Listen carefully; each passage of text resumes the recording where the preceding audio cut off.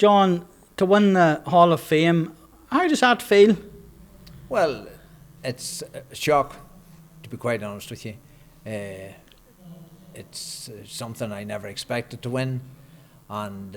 of course I'm delighted to win it, and especially, that it's been renamed the John Morrison Trophy. We all knew John, and we had to run across him from time to time, and we knew his one-liners and the type of character he was, and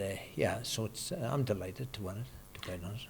And when you think back on your record with Trillick over those years in the 70s and 80s, and I suppose how proud are you, first of all, to think back on those successes in league and championship, but maybe more importantly that the present team has come forward and built on that legacy? Yeah, I'm delighted. As I said there a moment ago, the club is everything, and if we're lucky enough to play, and if you start off as a youngster and you play to your 40, it's a huge slice of enjoyment and if you can contribute to the club in coaching or in the management of the club or whatever, it's wonderful also. So yeah, it's and now it's great for Trillick, and we're not a big we're not a big club, like we're a small club, so it's great that we now can see youngsters coming through, and the present team, hopefully they can go on and win another championship or two, or maybe even 3. We're not greedy, but yes, it's wonderful. And you mentioned as well about the importance of sport and the GAA for, I suppose, in the present age when there are so many challenges for young people that are out there. Yeah, well, this is what, this is why I continue to support the club and give it any help that I can, because yes, it is a wonderful organisation, and there are just so many people, especially with the girls being involved now, and that's a wonderful thing. It's such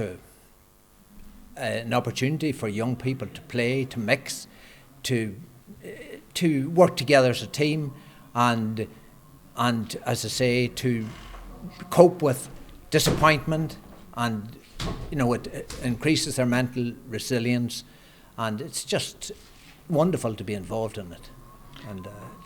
would recommend. And when you think back to those years, you mentioned about 74 being the highlight, and there were so many highlights. Oh yeah, we were, as I say, 74 was a particularly poignant year for Trillick with the loss of Patsy Kelly, and then for us to go on and win the championship that year, it sort of it really did lift the community, and when you in a situation like that, there you just saw how much winning a championship meant to a small rural community like Trillick, and as you can see this year with Kilcoo, I mean the similar type of area, and the success that they have had, and you can see what it means to the people,